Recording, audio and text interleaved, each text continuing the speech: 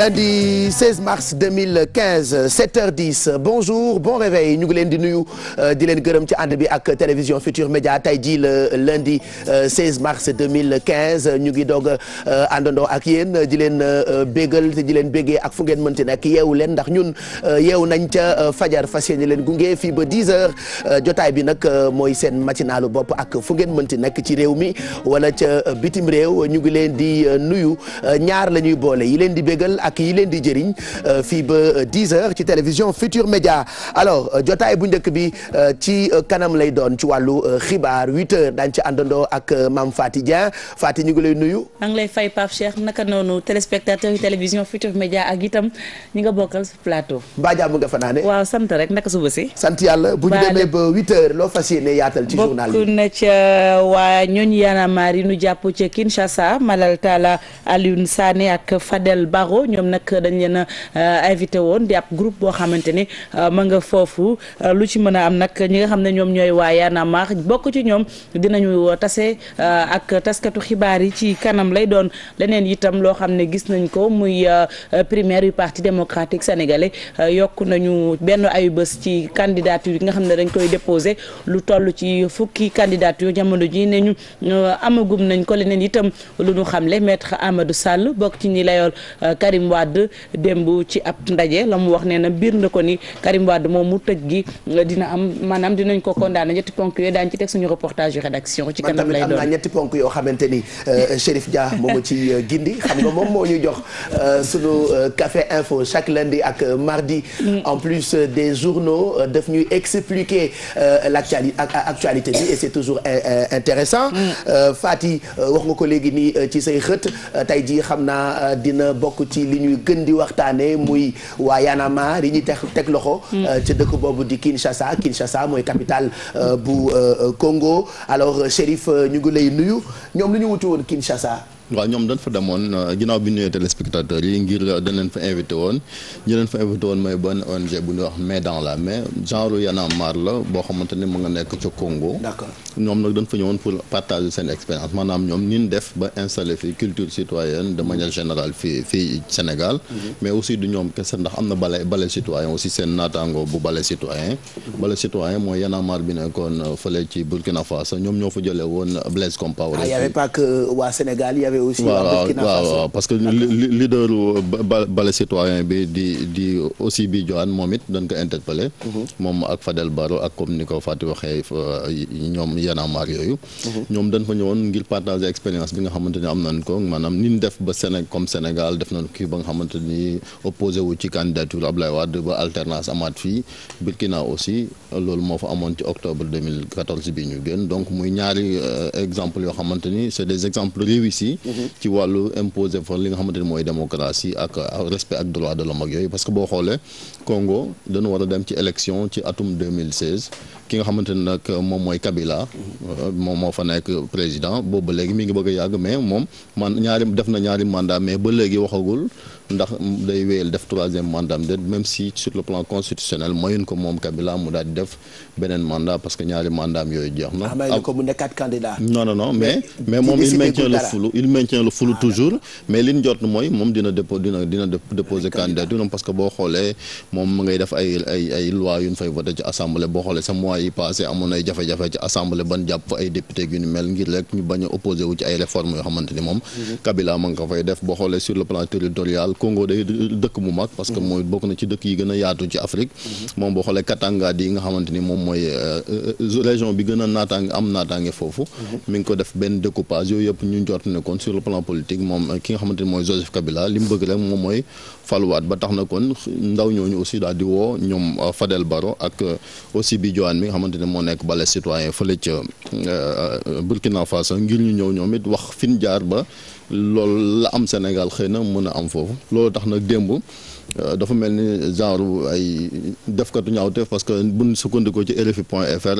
information yi ñu fa jëlee mooy waa ay militaires ñëw nañ fa ak ay alkaati waa police yu ni mel ak seeni pick-up yu bëri ngir rek daal di leen di jël si yóbbu leen ci fi makkaanu fi nga xamante ne mooy service de renseignement ya nekk fële ca RDC ngir déglu leen mais liñ jortas mooy xëy na buñ kii tamit dañ leen di daal di expulser génne leen ci réew ma parce que mënuñ leen faa def leneen lu ni mel xëy na aussi autorité diplomatique sénégalaise yi bien ci bay seen waar parce que ay doomu Sénégal lan fu mën a nekk ci àdduna bi rôlu état bi ak yu ni mel mooy ñu taxawu leen waaw loolu xëy na ñu ngi ci xaar réaction li nga xamante ne mooy autorité diplomatique ngir ñu daal ci mais liñ jot daal mooy xëy na expulsion la leen mën a def bu fekkente ni sax réew yu mel noonu démocratie amu fa alkaati yi bu ñu leen jàppee boo xoolee ña fay manifester dañ leen di torturer di leen defal ñaawte ba tax na sa ku mel ni Alioune Tine nga xamante ne moo jiite Amnesty ci Afrique de l'Ouest ak Afrique du centre mi ngi sàkku ñu daal di libérer ndaw ñu parce que boo xoolee Amnesty ba Afrique du centre bon kii République démocratique du Congo mi ngi Afrique centrale la nekk kon mi ngi sàkku ñu daal di libérer ndaw ñu parce que liñ def aayut ci njort ki gis-gisam parce que conférence de presse lañ doon def nag parce que dana na fekk fi ñu doon defee conférence de presse bi fi lañ doon interpeller même si sax après ci manifestation yi ñu ngi doon xaar ñu amal li nga xamante mooy ay concert ak yoonu mel. d'accord donc Fadel Barro la. Malal Talla waaw ak Alioune Sané waaw ci sénégalais yi. bu fekkente ne nag Balai Citoyen aussi seen président bi moom mi ngi fi moom it mi ngi fa woon ngir daal di rek bokk ci yu ni mel parce que boo xoolee ñoom dañuy travailler ak lu bëri ak ONG américaine yeeg ak ONG de défense des droits de l'homme yi. parce que gis nañ ni c'est important Afrique parce que boo xoolee ci 2016 bi ñu jëm yaa beaucoup de pays yoo xamante ni dañuy waajal ay élections mais président yi nga xamante ñoo nekk moment yi ci nguur gi ci yoon sur le plan constitutionnel waru ñoo wéyal seen mandat parce que boo xoolee ci wetu Congo gu am na beneen Congo muy Sassou Nguesso moom it mi ngi waajal voilà Brazzaville moom yàgg na fa boo xoolee depuis dem na ci pouvoir bi après ñu renversé ko mu ñëwaat la même chose boo xoolee fu mel ni ay Rwanda ci côté boobu aussi c'est la même chose ba ci Tchad donc bari na ci Afrique yoo xamante ni ay réew yoo xamante ni vraiment dañu bëgg nguur waaw dañu bëgg nguur vraiment waaw loolu la quoi moo tax tamit jeunes yi quand même c'est important ñu am ay jeunes yoo xamante ni vraiment ñi ngi yeewu aussi quand même parce que boo xoolee Sénégal ak Congo sori na trop mais bu ñu bay référé wu ci Y'en a marre mooy bon c'est un exemple quand même réussi ci côté boobu nga xamante ni imposer démocratie bay seen wàll ci yu ni mel après li ci Sénégal tamit est-ce que moo am ci yeneen dëkk yi liberté d'expression démocratie bi nga xamante ni am na fii le fait que autorités yi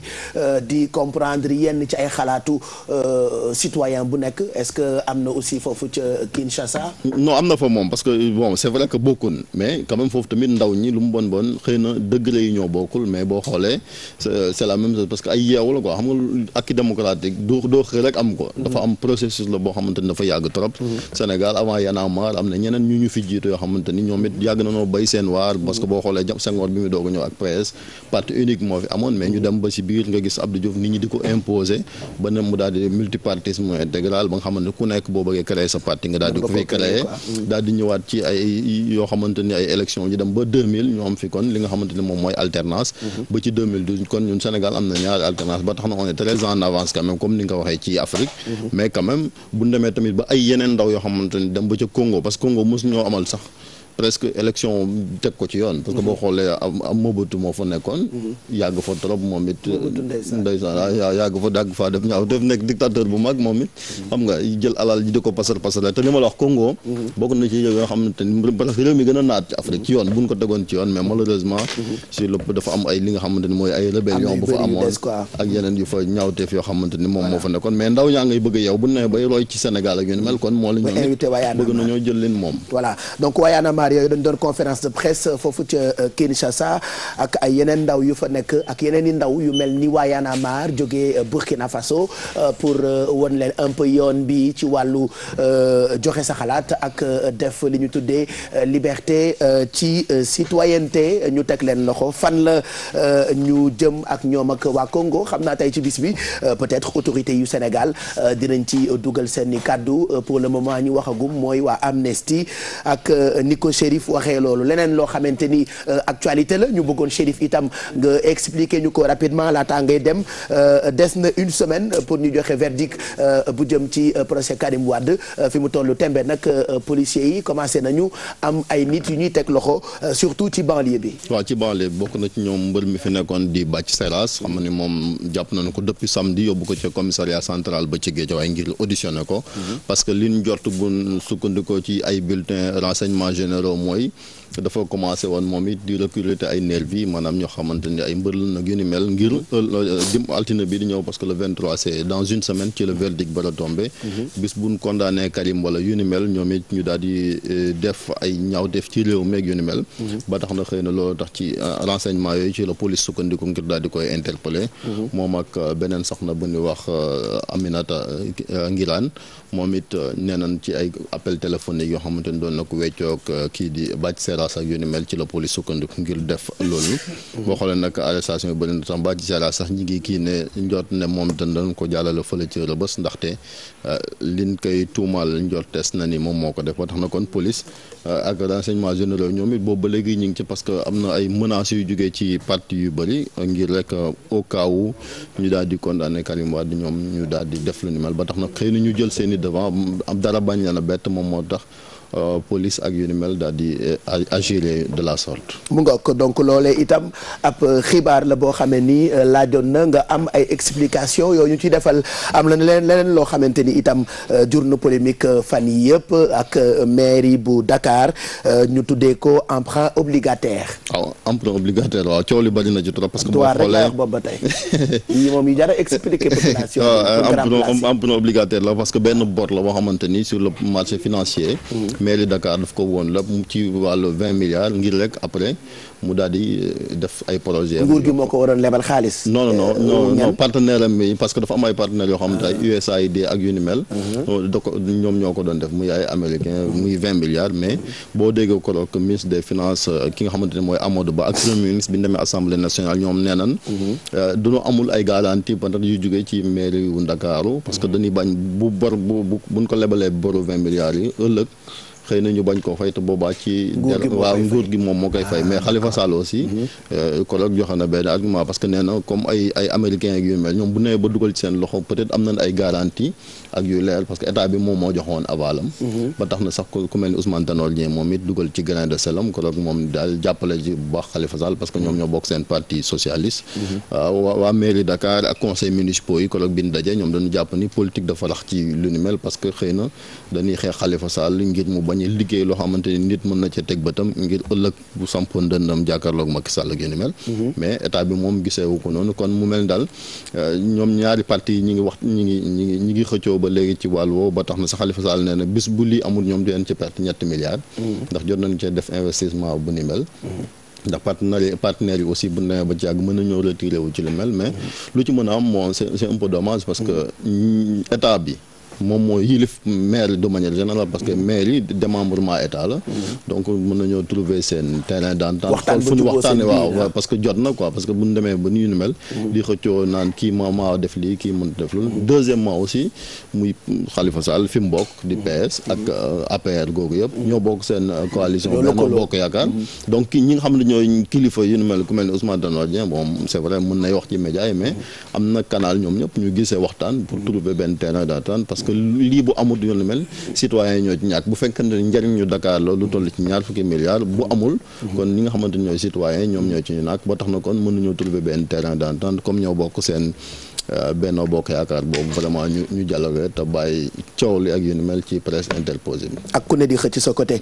jërëjëf Chérif Dia ñetti ponk yooyu la ñu bëggoon nga expliquer ñu ko pour ñu comprendre actualité bi ñu ngi lay gërëm bu baax bu ëllëgee itam ci fajar nga dellu si waat ak yeneen i mbir yoo xam ne ni ñoo la mbéréew mi ci wàllu xibaar 7h24 mooy doog a jot ñu wan leen yéenekaay yi ak seen i xët ku ci nekk ak noo xëyee daanaka ci ponk yi am na ci yéenekaay yu bëri yoo xamante ni moom la ñu xëyee tey l'observateur par exemple xëyee na ak coowal emprunt obligataire boobule mu ngi toll ci 20 milliards alors l'observateur daal di def ci xëtam bu njëkk les causes des 20 milliards de brouille. waaw cause 20 milliards de brouille loolu mooy titre observateur ni ñu ko waxee emprunt obligataire mairie bu Ndakaaru andi coow ñoom nag dellusiwaat nañu ci ana lan moo waral coow li ana lan moo waral itam lu ni mel am loolu da yéenekaay bii di l'observateur l'observateur xëyee muy coow loo xam ne itam ni nga ko waxee fan yii yëpp ñu ngi koy soulever emprunt obligataire yooyu la. yéenekaay bi di enquête séq na waxtaan ak ki nga xam ne moo di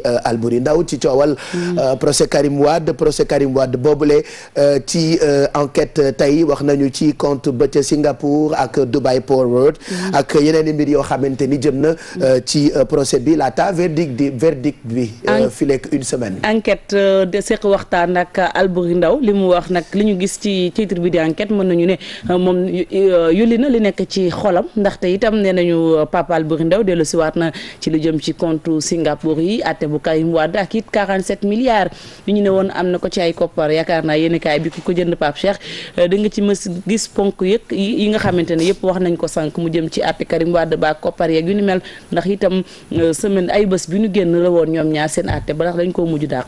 L'As moom xëyee na tey ak emprunt obligataire boobu ci ville bu Dakar wax jàppandal gi Ousmane Tanor Dieng di jàppale ki nga xam ne moo di Khalifa Sall. L'As dellu siwaat ci Ousmane Tanor Dieng ak i kàddoom Ousmane Tanor Dieng ak Khalifa Sall ni ko Chérif waxee ñoo bokk seen parti di parti socialiste ñu gis ne itam dañoo bokk ci farandooy njiitu réew bu parti bu président de la République wala sax coalition bu nga xam ne moom la ñu bokk lu ci mën a am ñoom daal ma ngi koy jàppal tànk Pape Cheikh mu mel ni bàyyi wu ko mu des ginnaaw ci coow loolu le ci lu jëm ci waajtaayu présidentielle 2017 ak parti yeeg seeni coow AFP ku ne xam na ni fan yëpp ñoo ngi waxtaane la fa am ak ñenn ci ñu fa bokk nekk fay kàngam ñu dàq leen ca biti réew mi xëyee nag loolu exclu de l'AFP et martyrisé par Niass loolee la réew mi xëyee tey ak nataalu ki nga xam ne ni moo di El Hadj Malick Gakou. fukk lañ ak ñaar bokk na ca El Hadj Malick Gakou bokk na ca Gumbala ñu nekkoon ay kàngamu parti AFP di parti bu Moustapha Niass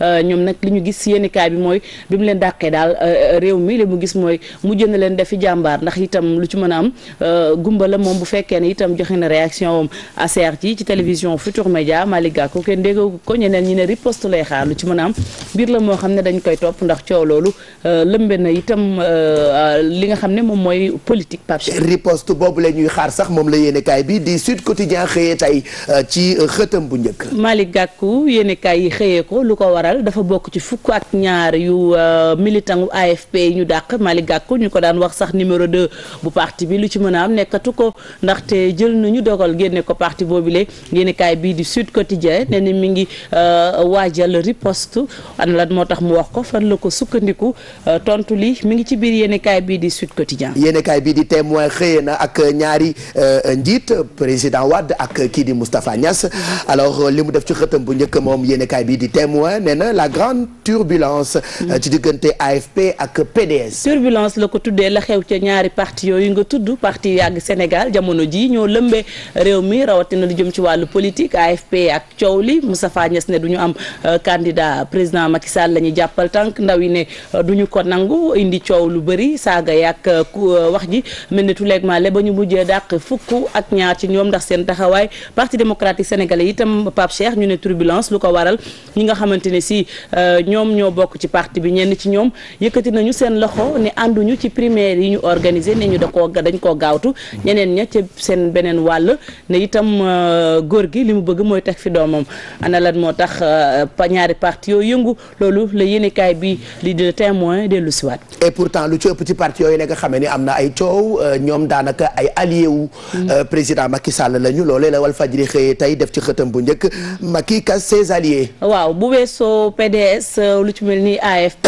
parti socialiste ñoom ñëpp ku ne xam na ne ñu ngi liggéey ak président Macky Sall li ñu gis nag moom mooy daal Walfadjri dafa gis taxawaayu Macky Sall ci loolu la dellu siwaat muy allié yu Macky Sall nekk nag bokk ak moom coalition waaye li ñu gis jamono ji moom mooy ci seen biir parti yëngu na yëngu goo xamante ne si tax na sax yéenekaay bi dellu siwaat ci mbir mi. Grand Place xëy na ak waa Y'en a marre ñu teg loxo ca Kinshasa teg ci itam ñii ñu teg loxo ca banlieue bu Dakar jëm ci coowal procès Karim Wade arrestation en banlieue loolee la Grand Place def ci xëtam tey. Grand Place dellu si ci bu ne Y'en a marre ñu teg loxo ca Kinshasa bokk na ci Malal Talla Alioune Sané ak Fadel Barro waaye tamit fii ci Ndakaaru gis nañu arrestation itam mi ngi am bi ci mujjee wala bokk bi ci gën a siiw jamono ji di bi ñu doon wax ACR ji ñu génn ak Bathie Seras ba nu ko tëyee aljuma ñu xëy samedi coow li li ne cour lu ko waral ñenn sax ne dafay recruter ay nervi yoo xam ne li ñu bëgg rek moom mooy saboter atte bu Karim Wade bi ñu jàpp ñaar fukki fan ak ñett ci weeru mars bi ñu nekk. njort yaa ngi juddoo ci ay téléphone yu ñu leen doon dégloo di am lu ñu doon ruumandaat ci suuf bis boobu ñu naroon defi émeute loolu la Libération xëy tey ne ñu ngi naroon a dooree buntu Pikine jëm rond-point Case bi alors Bathie Seras moom mi nga xamee ni briefé nañu ko le 6 mars ay appel téléphonique yi nga xamee ni am na ak kenn ci jegeñaale Macky Sall ñu ciblé woon ko muy Aliou Sall kooku la ñu tuddee cible numéro 1 ci yéenekaay bii di Libération génn feneen wala boo génn sax ci coow loolu Aliou Sall nee nañ moom moo nekkoon cible numéro 1 Bathie Seras ak coow loolee ñu ne ay nervi la ñuy recruter maanaam di leen jël ngir ñu indi yenn doxalin. Libération dellu siwaat ci seen itinéraire fa ñu naroon a dooree ak it fa ñu naroon a jaar buntu Pikine jàpp Parcelles Assainies Case ba lu ci mën a am yéenekaay bii di Libération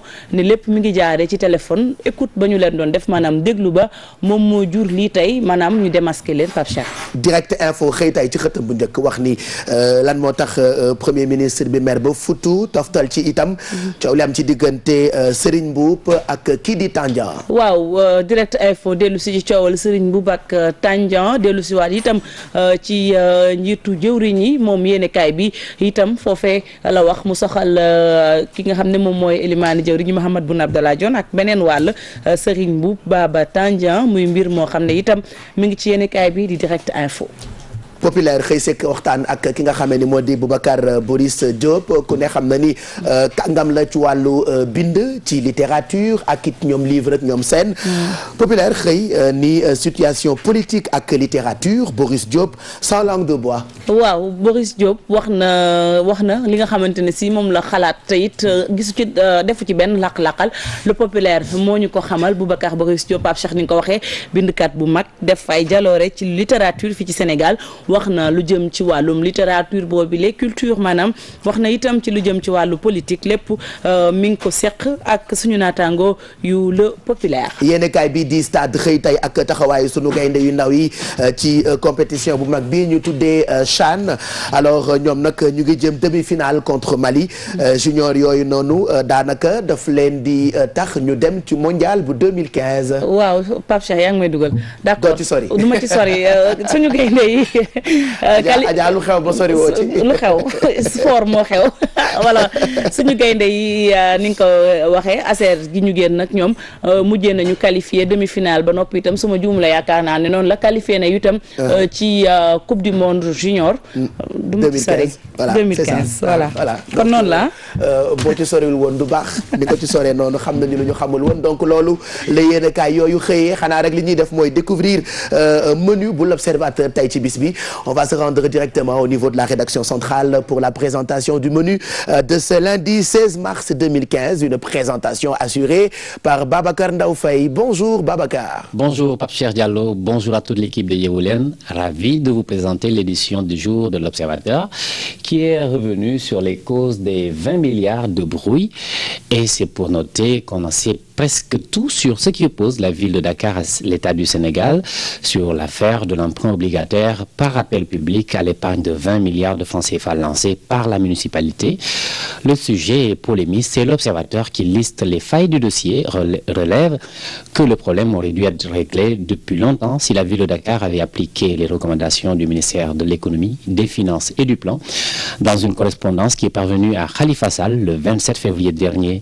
Lettre dans laquelle le ministre Amadou Ba demande à l'édile de la capitale, sur le plan juridique, de tirer les conséquences de la discontinuité institutionnelle de la ville de Dakar sur les actes de procédure liés à l'emprunt. Sur le plan financier, l'argentier de l'État invite le maire à poursuivre l'instruction en rapport avec les services afin de mieux circonscrire le risque inhérent au programme. Également, à la une, Pape Cheikh, Yerim Sow épinglé par le fisc pour 2 milliards de francs CFA. Un avis à tiers détenteur vient d'être émis par la Direction générale des impôts et domaines auprès de toutes les banques de la place pour bloquer les comptes de la société Telium appartenant à l'homme d'affaires Yerim Sow. Ce dernier doit plus de 2 milliards de francs CFA d'impôts à l'État du Sénégal. D'autres hommes d'affaires sénégalais démasqués par le rapport de la banque suisse HSBC font aussi la queue à la DGID pour se mettre à jour avec le fisc dans la discrétion. Également à la une de l'Observateur, c'est l'arrestation du lutteur Bathie Seras, alors qu'il était presque oublié par les amateurs de lutte du fait d'une longue absence dans l'arène consécutive à des défaites successives. Le lutteur de Guinaw Rail, Bathie Seras, est revenu sur les feux de la rampe, soupçonné de fomenter des actions subversives. Il est depuis vendredi dernier placé en garde à vue au commissariat central de Guédiawaye en compagnie de son ami Aminata Guirane du mouvement carémiste Horizon 17. Une qualification tirée par la queue des Diablotins. On parle bien évidemment de la CAN U20 qui a vu le Sénégal battre le Congo sur le score de 4-3, victorieux in extremis du Congo. Dans le dernier match de la poule A, samedi au stade Léopold Sédar Senghor, les Lionceaux du Sénégal sont qualifiés au mondial U20 de 2015 en Nouvelle-Zélande, une qualification tirée par la queue des Diablotins. Les poulains de Joseph Koto seront opposés au Mali en demi-finale jeudi prochain à Dakar. Voilà, Pape Cheikh, c'était tout pour le menu de l'Observateur du jour. À vous, à toute l'équipe de Yeewu Leen, aux téléspectateurs, aux lecteurs, bonne lecture. Merci Abdoulaye.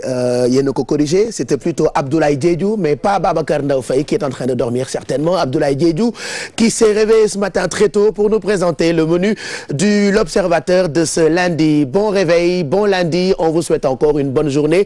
Rapidement, on va se faire un point sur la météo, xool jaww ji température beeg ñoom seen mel na ni Fatick tàngaay baa ngi dugg si ñetti fan yi yëpp nag sant ñu ngi yeewu ak peexu fajar bi. ndax ñu ngi am tey 17 degrés. 17 degrés la Ndakaaru ak li ko wër yeewoo waaye nag peex mi buñ ko dee wax dëgg ndara tax jamono ji ndax mi ngi yeewoo ak 15 degrés ah.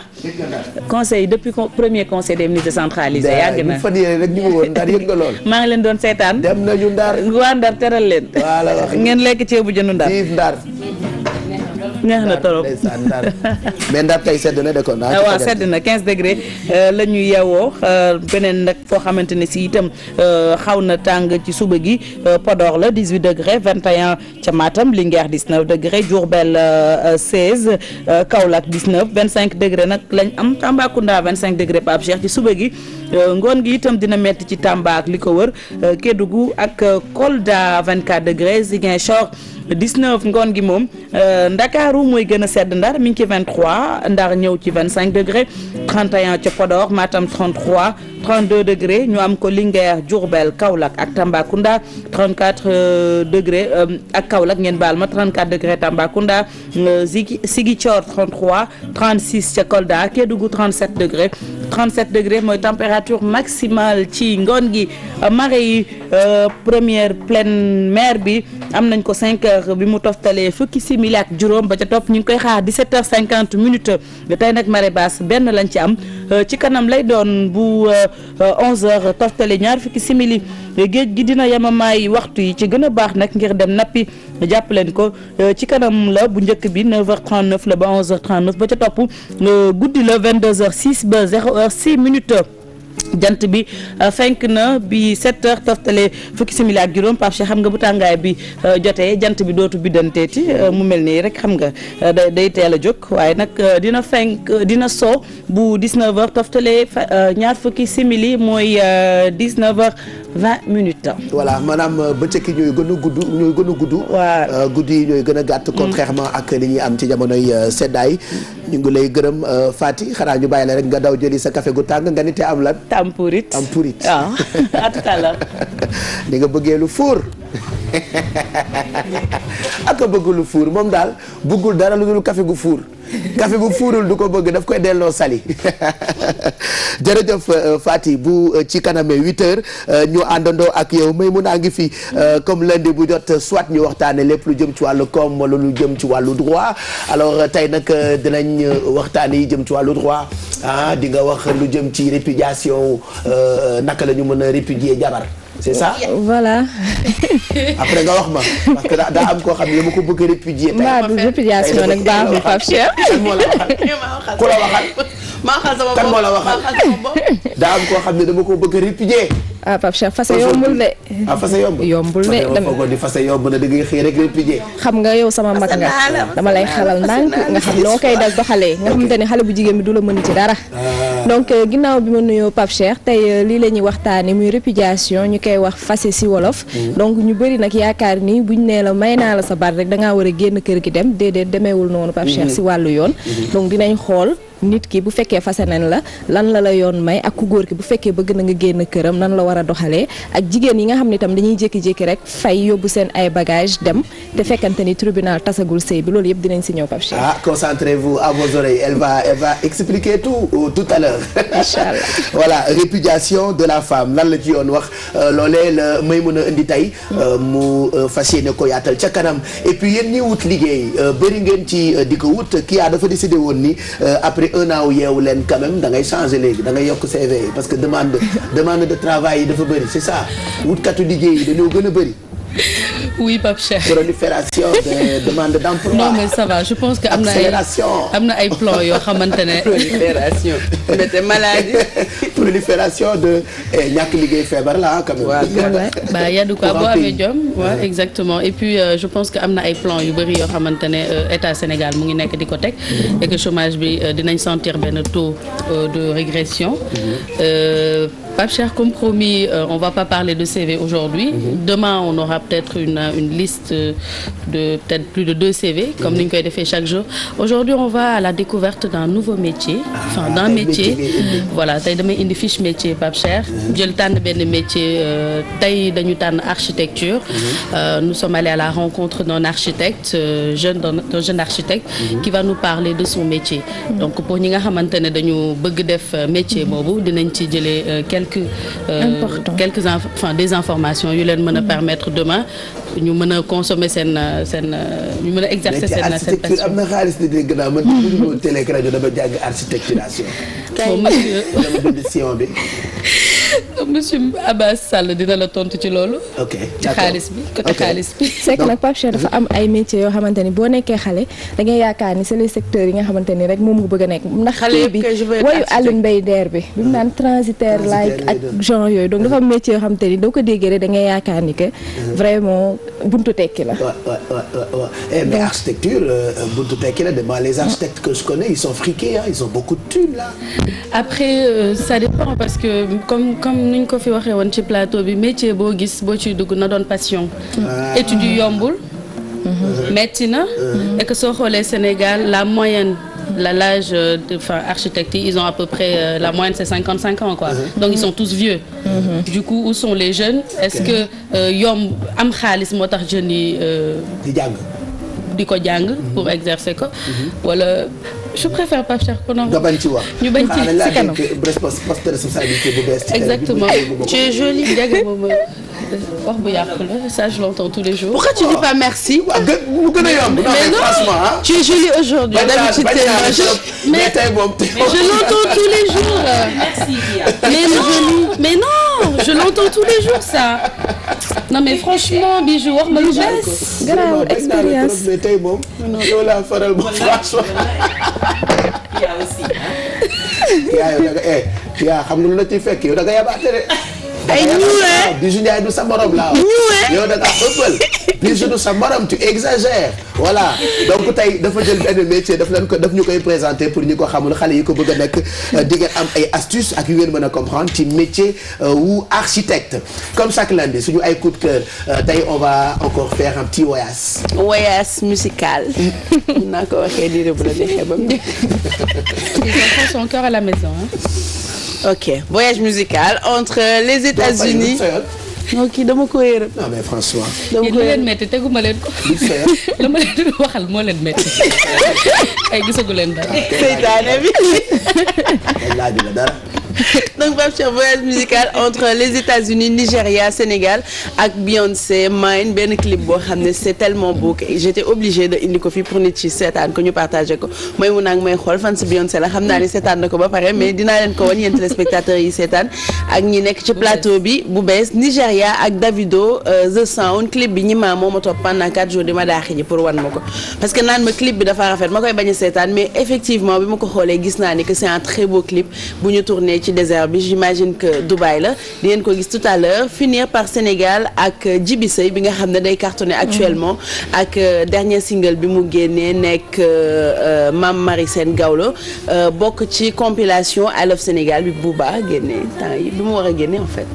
mu ngoog donc coup de cœur yi ñett la entre États-Unis Nigeria ak Sénégal vous allez découvrir tout ça tout à l'heure avec Bijou et puis Alfie nous propose tey ay brioche. tout à fait Pape Cheikh bonjour ñi ci plateau bi. bonjour Alfie bonjour ñi ñuy seetaan Pape Cheikh comme ni nga ko annoncé ci kanam ñu defar ay brioche perdu comme ni ñu koy defee ak pain perdu mais cette fois-ci avec pain brioché Pape Cheikh donc toujours avec les produits Sofia ci kanam rek ñu wan leen yan astuce ak yan technique ngeen utiliser pour mën ko defar seen kër. comme ni ñu defaree mburu Fass la. comme mburu Fass mais cette fois-ci waaw tey mburu Fass ndeysaan. tey moom brioche Fass laa lay defar bëriwul bay rek comme beignet. brioche Fass c'est que xam nga nit ñi dañu am tendance di ko lekk ak gras beaucoup de gras. man bi ma nekkee xale personnellement daf ma génn li ko woon. ok te léegi recette yi day évoluer. bëgguma bu croustillant bi bu tooy xepp bi. léegi recette yi day évoluer. tu peux faire ça avec du lait nga fulli ko loqati ko. meew bi xaw a si. waaw bay ah yoo xam fii yëpp lay tax. de man yooyu ma bëgg lekk na ay Pape Cheikh waaw Pape Cheikh la neex na de.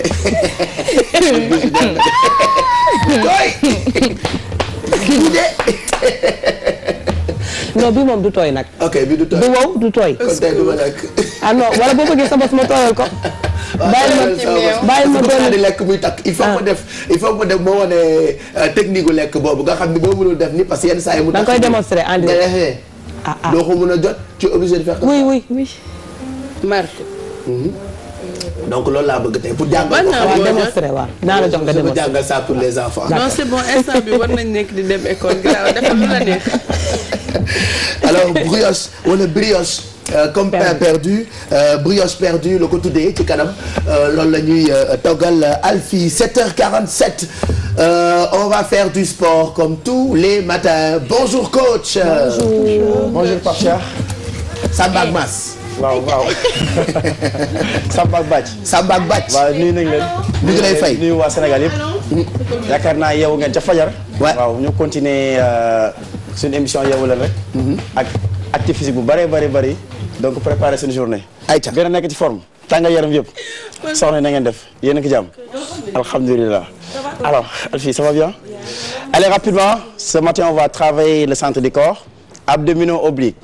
donc on le fera en position de planche face au sol. après un échauffement de 5 minutes c'est bon. allez rapidement. talons sous les hanches croisez les mains. respirez. sur le côté. Changez. Enroulez les épaules vers l'arrière. 3, 2.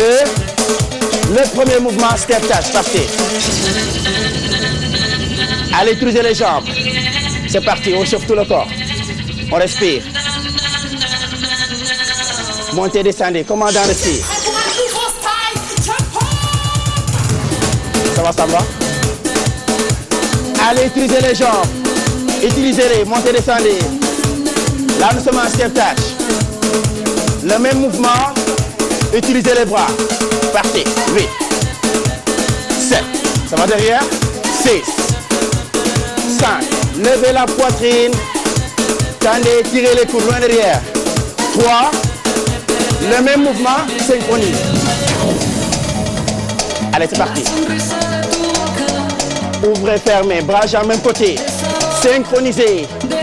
4, 3, le même mouvement, les deux. Formez un V. Formez un V. Même tempo. Attention, le mouvement change. Les talons vers les fessiers. Allez, c'est parti. Si vous voulez vous ranger les mains. Niveau 1. On vient toujours en intégration. Ajustez le haut du corps. Les bras, croisez, ramenez. Descendez aussi. 8, 7, 6, 5, 4, 3, 2, doublez les talons. 1, 2, 1 et 2. déplacer le poids du corps à chaque fois. À gauche, à droite. Même tempo. Cette fois-ci, 4 fois. Comptez, 4 fois. 3. Et vous changez. 2. Changez. Tout le monde. Allez chauffer l'arrière-cuisse. 2, 1, changez. Sertage. Parfait. Allez, le mouvement change. Cette fois-ci, rangez les mains. Et vous montrez tranquillement les genoux. C'est parti. Allez, montez-moi les genoux. Plus haut que le nombril. Let's go. Plus haut que le nombril. Croisez. Genou côte. Croisez, croisez. Ça, c'est le niveau 2. Accessible à tous. Le niveau 3. Tendez les bras. Tendez, tirez. 2. Même chose. Allez, on termine l'échauffement. 3, 2, relâchez, respirez. Le travail commence maintenant. On va renforcer les abdominaux et les obliques. En position de planche. Face à face en bas. Vous vous restez derrière et gardez juste les genoux qui montent. D'accord? Vous voulez faire? Il n'y a aucun problème. En position de planche. Niveau 1, vous restez comme une planche. Tendu. Niveau 2, vous montez sur les genoux. C'est sur les genoux. C'est toujours les abdos qui travaillent. Allez, position de grimpeur. Regardez, genou vers poitrine. Montez, relâchez. Montez, relâchez. Allez, grec. 8, 7, 6, 5. Alignez tout le corps quand on fait ce mouvement. Alignez épaules, hanches, chevilles. Et juste les genoux qui avancent. Même chose. 4, 3, 2. Si vous avez le mouvement, accélérez. 8, 7, 6, 5, 4, 3. Allez, plus rapide que ça, encore 8. 8, 7, 6, 5, 4, 3, 2, vous relâchez. C'était le premier mouvement pour travailler les abdos. Le deuxième pour les obliques. Cette fois-ci, regardez, vous poussez. Croisez, changez. Croisez, changez. Même tempo. Croisez, changez. Même chose pour vous. Croisez, changez. Croisez, changez. Le bassin reste fixe. Juste les genoux. Et vous cherchez le bras opposé. Le bras opposé. Très bien. 3, 2, allez encore 8, 8, 7, 6, 5, 4, 3, 2, et 1, vous relâchez. Maintenant les obliques.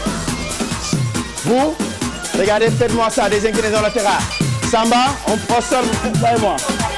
Inclinaison latérale. Samba, viens là. Regardez, regardez, on monte le bas du corps et le haut en même temps.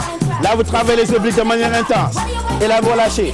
8, 7, 6, 5, 4, 3, 2, un peu plus intense, tendez les bras. 8, 7, 6, 5, montez tout. 4, 3, 2, restez au petit battement. 8, 7, 6, 5, 4, 3, 2, relâchez. Changez de côté. Derrière, inclinaison latérale. Derrière, on suit. Inclinaison latérale. Le buste reste droit. Et là, vous devez sentir les pincements.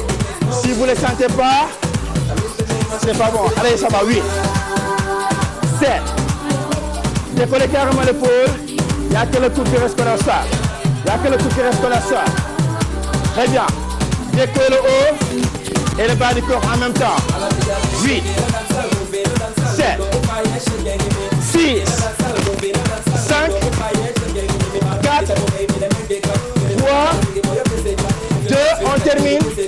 Restez là. 8 fois. 8, 7, 6, 5, 4, 3, 2, relâchez. Respirez. Respirez. Et là, on va relâcher maintenant. On va étirer. Croisez les mains. Grandissez. Respirez. Attrapez le poignet gauche. Et là, vous tirez à gauche. Revenez là. Changez la même chose. Partez maintenant, regardez. Jambe gauche. Tirez jambe droite. Et vous poussez là à chaque côté.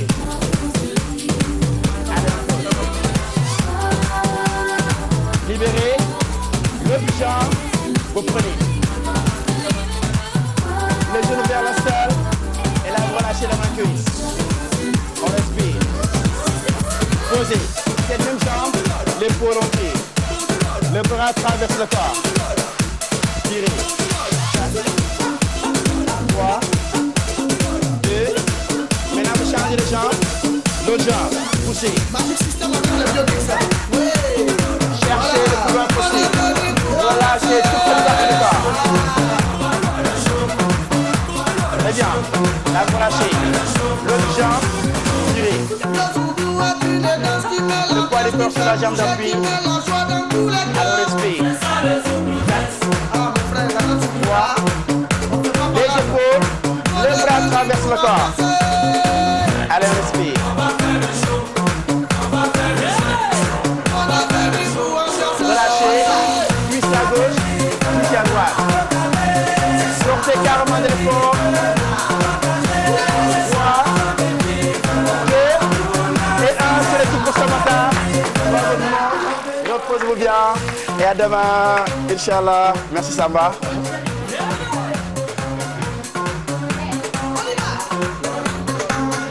loolu fort na lool. loolu fort na trop. Merci. Allez. Rangement de caméra, position de guerre. Allez, position de guerre. Merci coach. Bac ak Mass Olympique Club. Merci. Bonne heure de jot sax 7h57. Est-ce qu'on peut faire le journal de la maison? Oui. La rubrique bu bees du journal de la maison. C'est ce qui se passe dans cette maison. On commence? Comment faire? Voici les titres du journal de la maison. C'est l'anniversaire de petit caméraman à TFM. Happy birthday to you. Happy birthday to you. Happy birthday to you, petit. Happy birthday to you. Yo, petit. Happy birthday to you.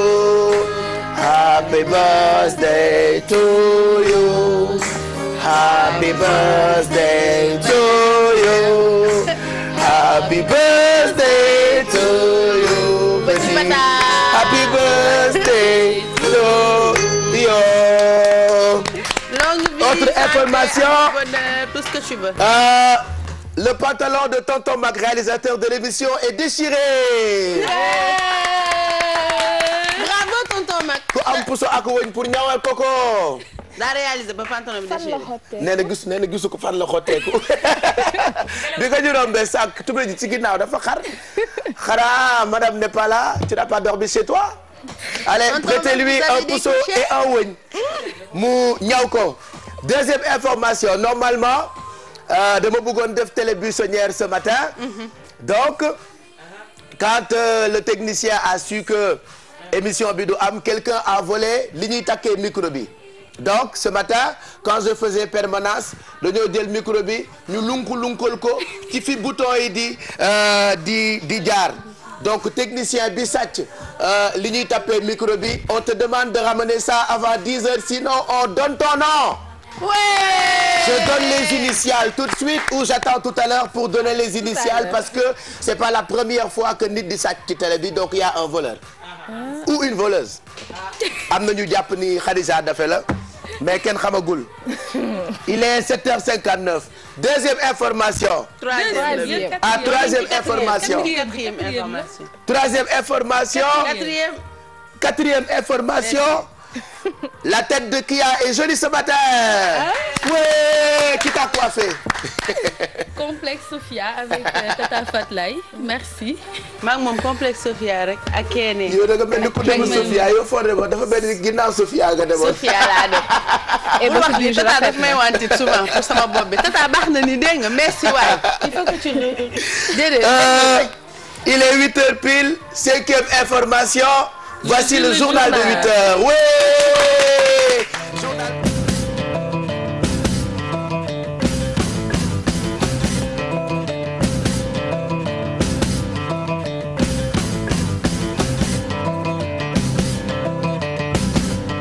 waxtu jot na ci télévision Futurs Médias daleen ak jàmm ci xibaaru suba yi li ci gën a fës gune Y'en a marre yi Alioune Sané Fadel Barro ak Malal Talla teg nañu leen loxo mbir mi ngi xew démb ci Congo gannaaw ba ñu leen fa woowee ñi leen fa woo nag ñoom benn groupe la boo xam ne itam mouvement la bu nekk ca Congo dippee seen bopp film bi keneen ku ñu jàppandoo muy koo xamante ne mu nga bàyyee ko woon ca Burkina Faso teewal woon fa Balai Citoyen di aussi bi Jowan ñi nga xam ne nag ñoom ñooy Y'en a marre nekk fii demuñu woon di ko ñaawlu bokk na ci Simon Kouka mi sàkku nag ci ñi nga xam ne ñoom ñooy njiiti Sénégal ñu dugal ci seen loxo ngir ñu bàyyi leen ki teewal Amnesty International Alioune Tine ne mbir mi jaaduwul te it nañ leen bàyyi te du am benn coow ñoom Y'en a marre tey jii dinañ tase ak taskatu xibaar yi bu midi jotee lay doon ci seen siège ca Parcelles Assainies ñu fas yéene waxtaanee mbir mi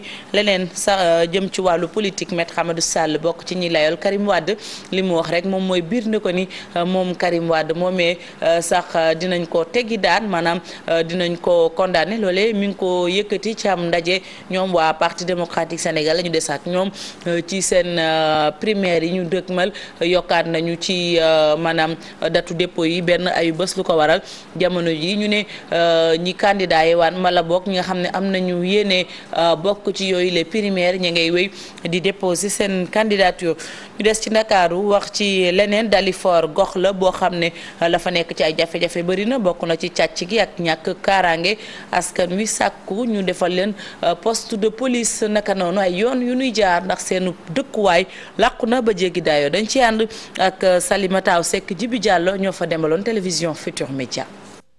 Dalifort nekk quartier boo xamante ni boo xoolee danga naan quartier bu bari jàmm la ndax doo gis kenn wante ña fa dëkkee waxuñu lu ni mel ndax ñàkkum kaaraange gu metti boo xamante ni moom la ñuy dund saa su ne. ndax ñu ngi agressé di agressé suñuy doom di agressé suñuy jëkkër ba ñun ñii waa cité Belvédère ñun ñoo dajale kër gu nekk di fay weer bu nekk 2000 francs. bii gi rek laa fekk fii ñaari góor yu bu agressé xale bu jigéen. ay kër yu jàkkaarloog autoroute à péage bi wala tunnel bi loolee tax ba quartier ba dugg fa day metti. biñ tabaxee autoroute ba léegi ñun amatuñu fenn fu ñuy génne fu dul jaar ci pont bi wala jaar fii suuf dañuy sàcc fii li buñ sàccee fii li fii day lëndëm bu lëndëmee nit mënu fi jaar nooy def wëri. ñu leen di agressé di leen sàcc saa su ne ñoom sax dañoo dem ba yenn heure yi bu jotee ñemewuñoo génn. benn bés fii jàpp nañu benn waay fii suñu benn dëkkandoo moo fii la wàcc di dugg këram rek ñu agressé ko fi sonal ko ba mu sonn jël ay portable am ay bagages am yëpp yóbbu. ba bërki démb laa dañuy julli timis teggi fii ku jënd gaz bay ñibbi këram ñu teggi ko ci kaw boppam muy yuuxu sedd bi xam nga mbedd yi day wéet ñun daal fii dañu bëgg daa ko ñu fi indi poste police.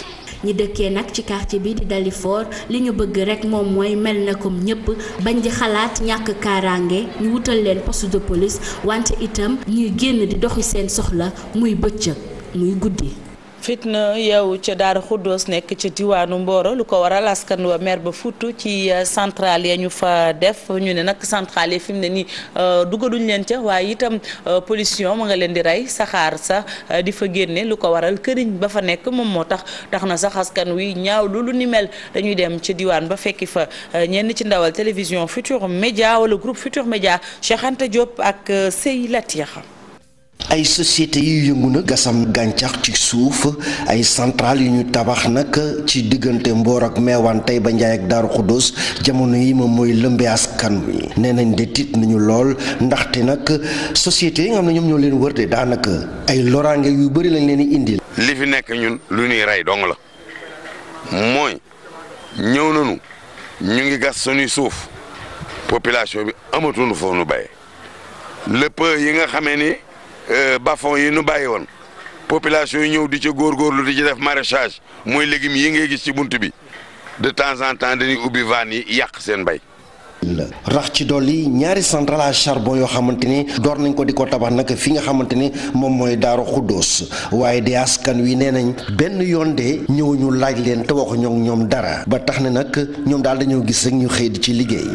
kon centrale boobu ay dégg-dégg rek lañ ci am kon moo tax tam ñu am ci ay njàqare ak i tiitaange.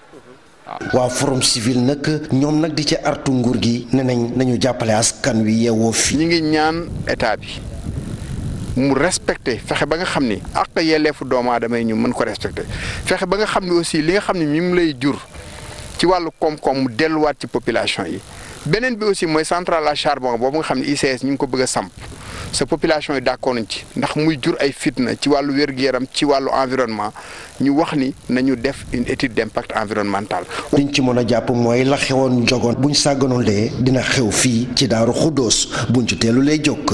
ñu jeexale ak tàggat yaram taskatu xibaar yi jigéen yëngu ci wàllu tàggat yaram ñu sargal leen ci ñaareelu édition bu journée portes ouvertes yu fédération sénégalaise bi yëngu ci wàllu tir ak chasse ñu ne nag li ñu bëgg rek moom mooy fexe ba askan wi xam li nga xam ne moom mooy tàggat yaram boobu ñuy def rawatina soxna yi yëngu ci wàllum tàggat yaram ndax soxna yooyu dinañ leen mën a jàppale ci seenub liggéey ba nu gën koo xam Papa Cheikh Diack Adama Gueye.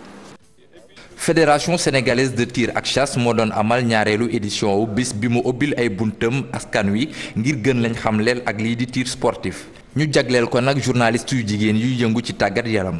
dañu war a sargal jigéen ñi reporter yi mu ñuy nekk parce que ay jigéen la yoo xam ne nekk wax dëgg yàlla métier bi ñuy def yombul. ñu ne aussi que semaine bi passée rek la ñu célébré woon journée de la femme.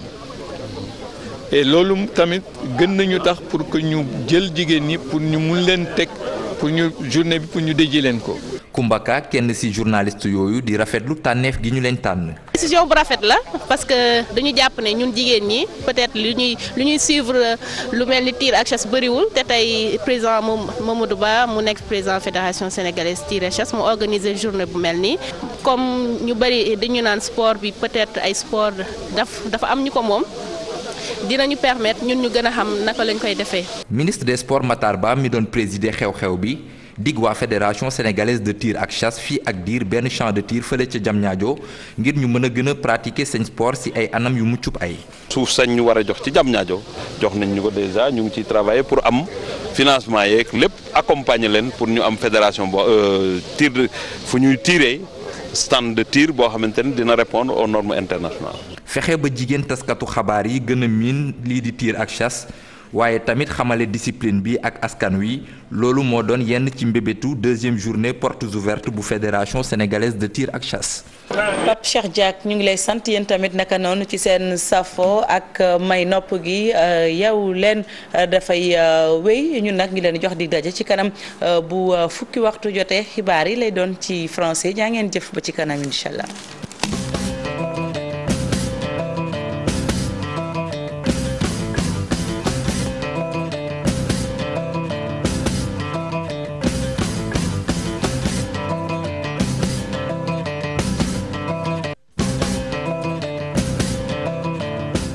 ngërëm ñeel Faty Dieng ci jotaayu xibaar yooyu le comme ni mu ko waxee beneen rendez-vous bi 10h lay doon journal bi ci français ci télévision Futur Média 8h08 mooy doog a jot fii ci Ndakaaru comme ni ñu koy defee bis bu jot nag dañuy dugg ci gox yeeg gox-goxaan yi tey dañuy dem fekki suñu correspondant bi nekk Louga nag dëkk la boo xamee ni ñu koy faral di waxee rek bëri ngeen ci di àndandoo ak ñun foofu di dëkku Baye Djili Thierno Fall nag mooy correspondant permanent bu télévision Futur Média foofu ca Louga. Thierno Fall ñu ngi lay nuyu.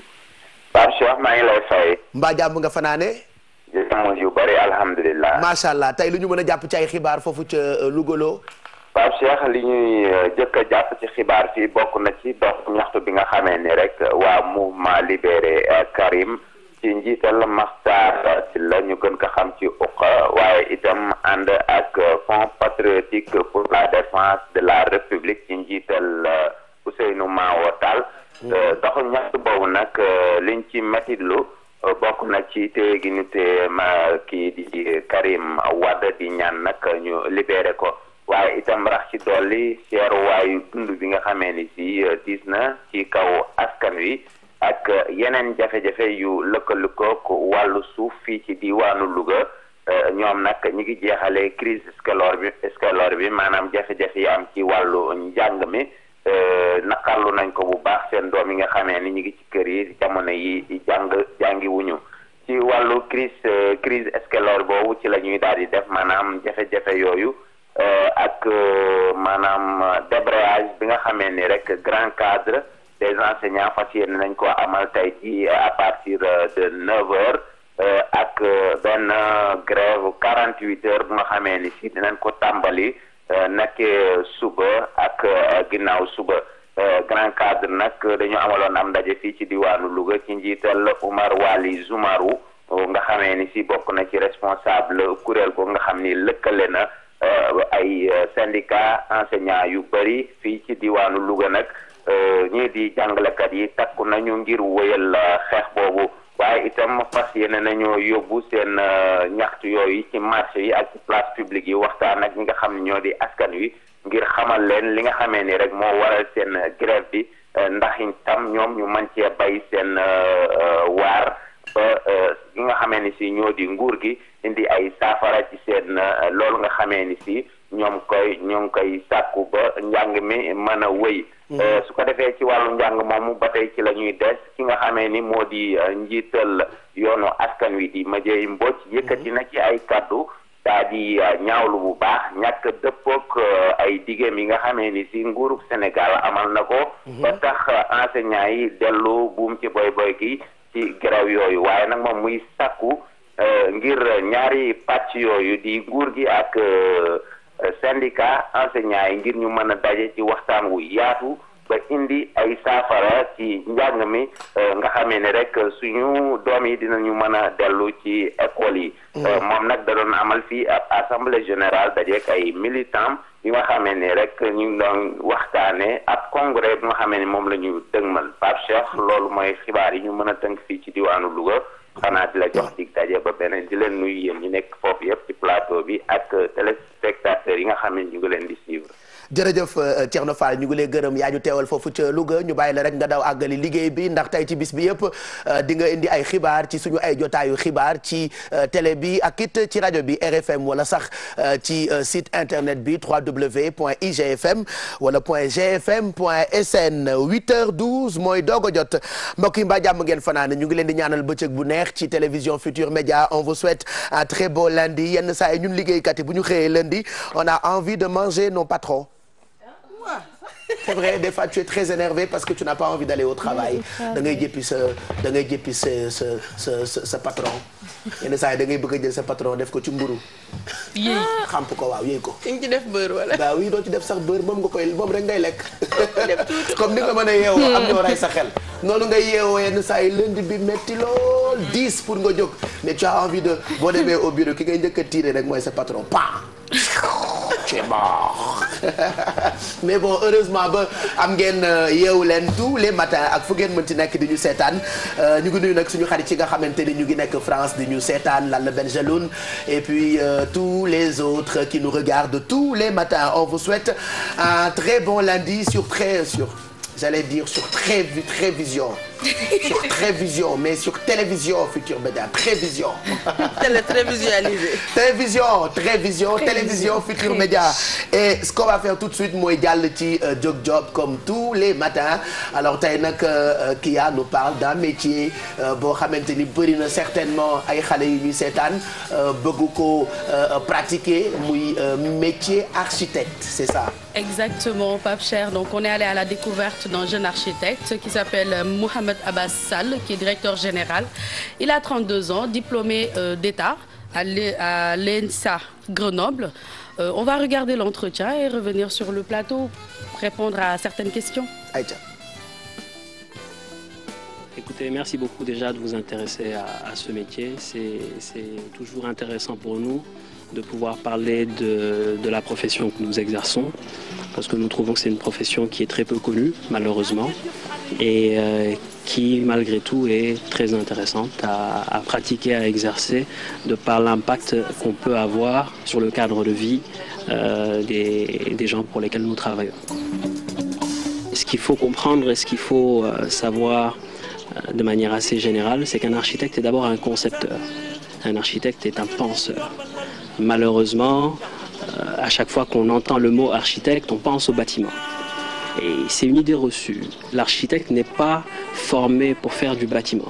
L'architecte est formé pour penser et concevoir, régler des problématiques sur la base d'un certain nombre de contraintes qui nous permettent de donner une réflexion, donc de livrer une réflexion globale pour donner une solution à une problématique donnée. Lorsqu'on est architecte, on sait analyser la problématique de la personne qu'on a en face de nous, parce que notre objectif, lorsque les gens viennent vers nous, c'est juste de les accompagner et de les aider à régler leurs problèmes. Donc parmi ces qualités-là, bien évidemment, il y a le sens de l'écoute, parce qu'on ne peut pas concevoir pour quelqu'un qu'on n'a pas écouté. On ne peut rien faire de bien si on ne sait pas le pourquoi et la motivation derrière chacune des lignes de son programme.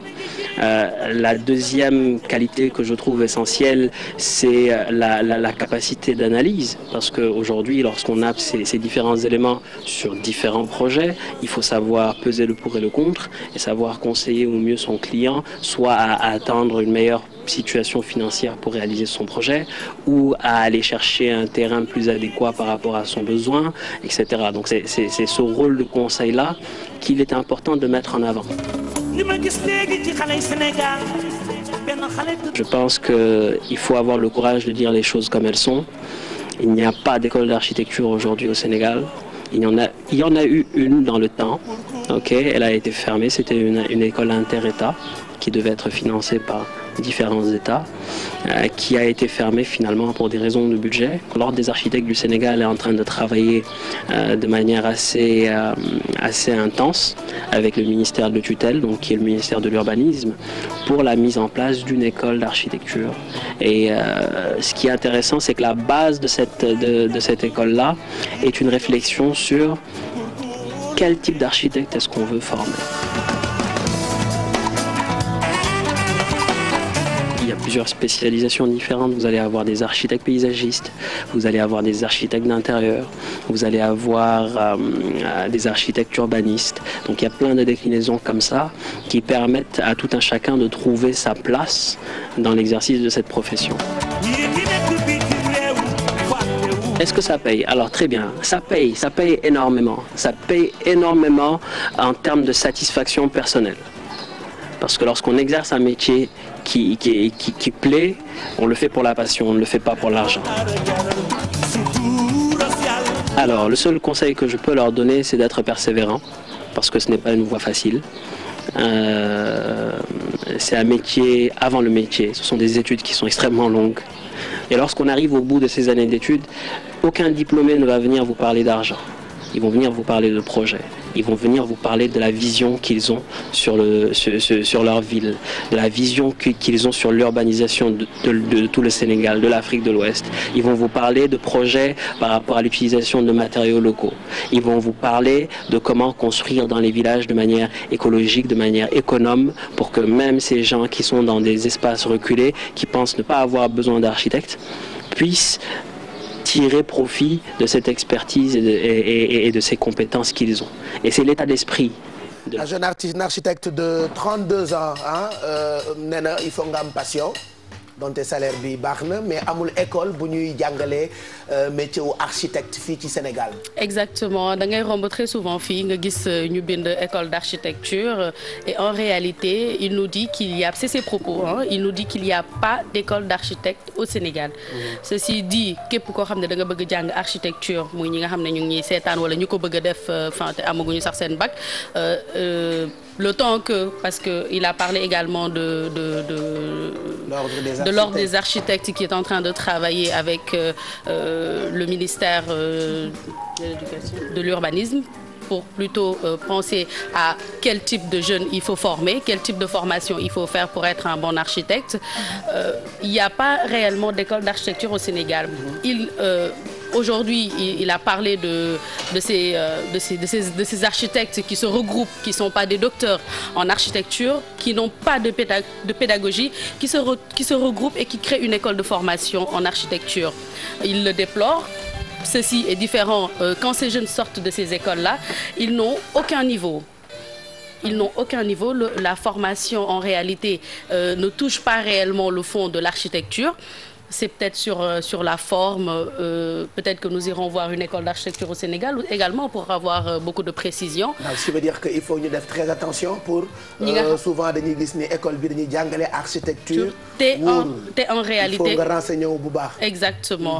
Moom il a fait ses études en France, nee na peut-être Montréal, Canada am na également de bonnes écoles d'architecture, mais fii Sénégal amu ko. D'accord. Mais kon kii dafa mel ni architecture finalement su fekkee amoo xaalis wala ay parents amuñu xaalis du études yoo xam ne di nga ko war a mën a def parce que c'est pas donné à tout le monde dem France wala feneen pour jàngi.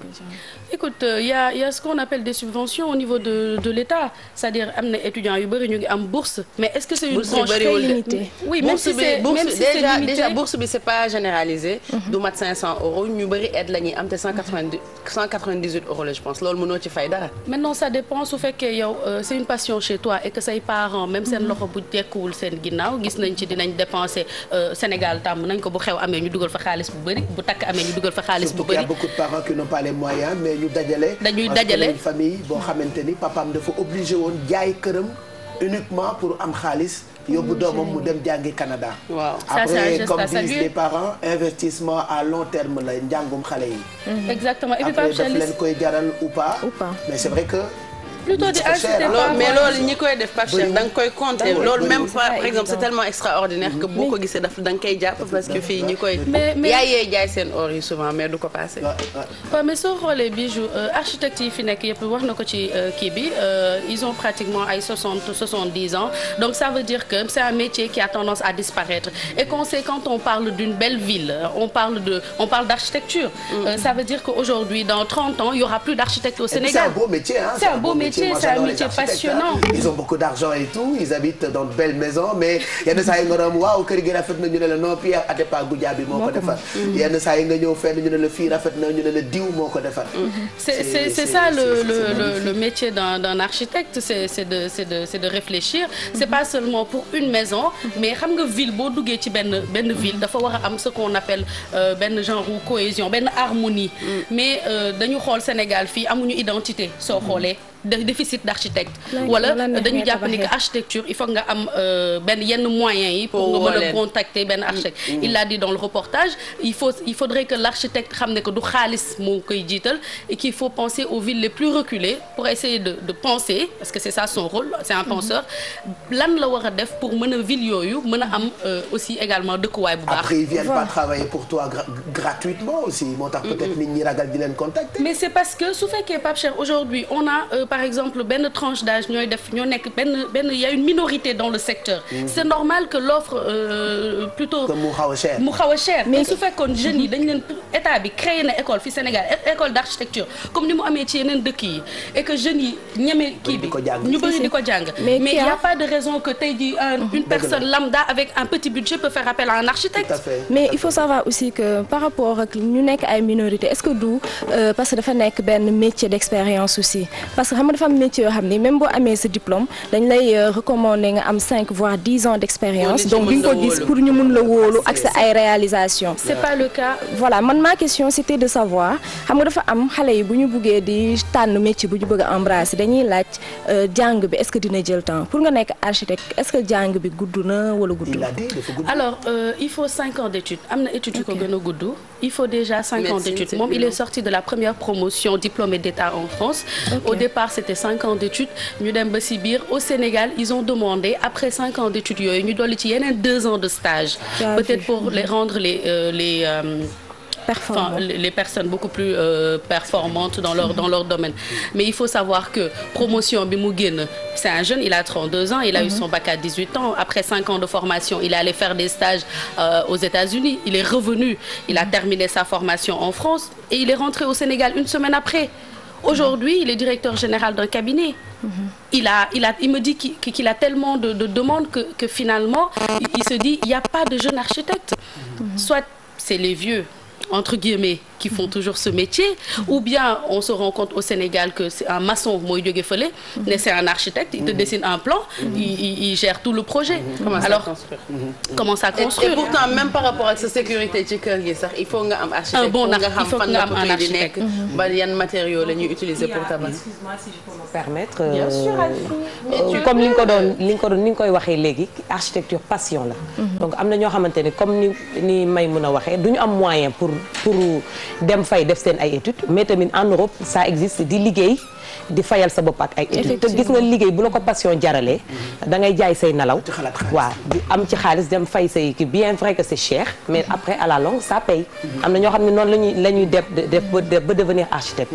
Rien n'est facile amul fii benn formation boo xamante ne dafa yomb. boo jógee yenn saa ci formation boo xam ne da ngay dépenser peut-être des miettes pour dem ba bac plus 4 tu te rendras compte après que tu vas dépenser encore plus pour mën a être certifié. Autant parents yi jéem a jàppale seen et puis état bi j'espère que seen plan bu ñuy prévoir ak l'ordre des architectes du Sénégal dina marcher pour ñu former de bons architectes. Savoir également que c'est un métier d'avenir. dëkk architecture la. il faut que dëkk am identité mais nga dem ci dëkk yi kër def nii dëkk def nii rond-point yi Sénégal c'est dommage. ngay daw ba ci kanam daje kër yenn ville yi boo fa duggee yenn quartier yi boo fa duggee Dakar tu es découragé.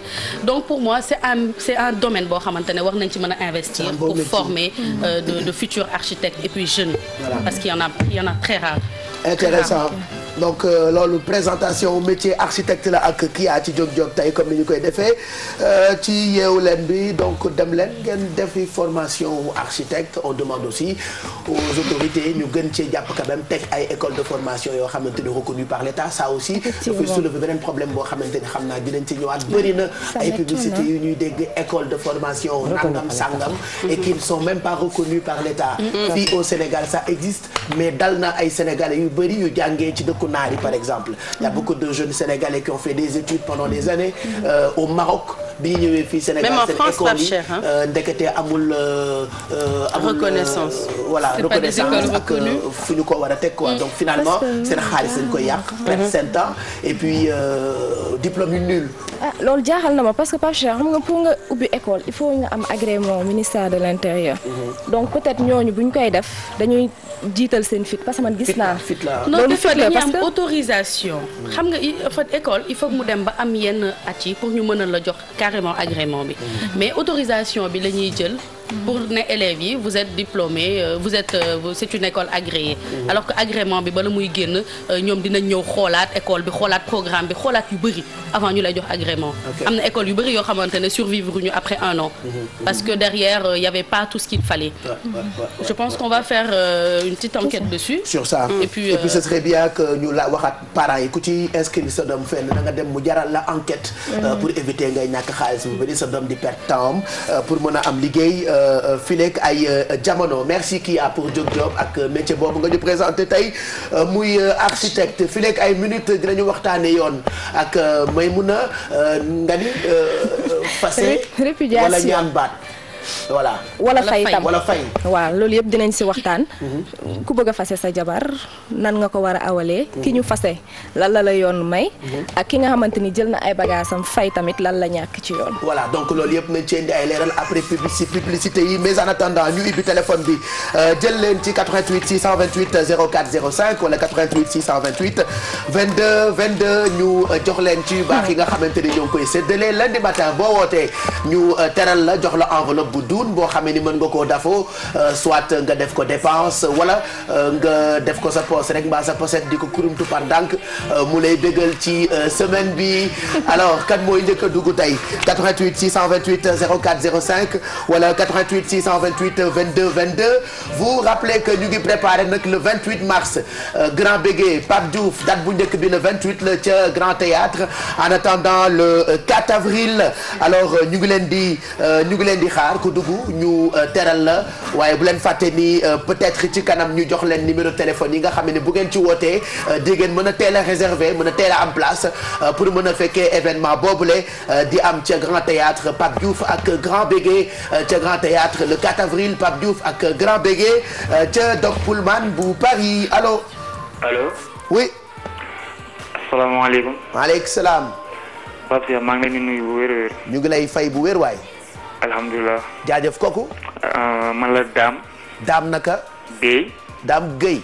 oui. Dame Guèye na nga def. sant wér alhamdulilah. Dame fooy wootee. maa ngi wootee Géejawaay. fan ci Géejawaay. Géejawaay Fitch Meet. ah yaa ngi Fitch Meet. am na Fitch Meet ana Dubalees ana Jaal Mbaay. men foofu miin nga ko de. waaw man kay miin naa Géejawaay man xam nga fépp laa dëkk je suis sénégalais. yow dafa mel ni yow jàng nga école Ndiakhate Diagne. yow ku la wax loolu fii foofu. non jàngee ma foofu man fee laa jàngee école kii. école Colobane école banlieue yi nekk banlieue bu Dakar bi boor bële banlieue Colobane bi. ay Colobane pour man da nga jaar Ndiakhate Diagne sax. ay CM Mame Thierno Birahim Mbacké ay école yu ruqe yooyu. xam ni booy dox da ngay romb mécanicien yi alors naka Géejawaay Dame. ñu ngi fi rek. loo bëgg tey da ngay joxe seen kër dépense wala da nga bëgg ñu jàppale la ci li ngay liggéey ou pas. waaye damay participer rek. yow looy liggéey. maçon lay liggéey maçon. maçon ngay liggéey. architecte nga.